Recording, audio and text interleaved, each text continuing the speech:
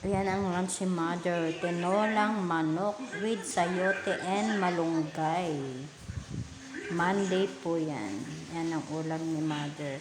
Adobong manok naman pag Tuesday. May patatas.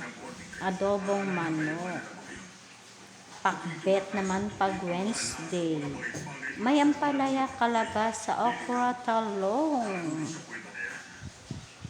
Pag Thursday, ganun ulit. Pakbet. Masustansya ang gulay.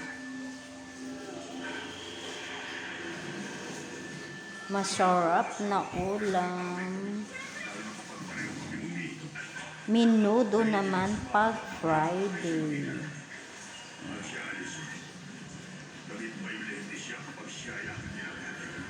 Ayan, yummy, yummy, yummy. Dinengdeng ay napakasarap. Dinengdeng. May ampalaya, okra. Ano to guys?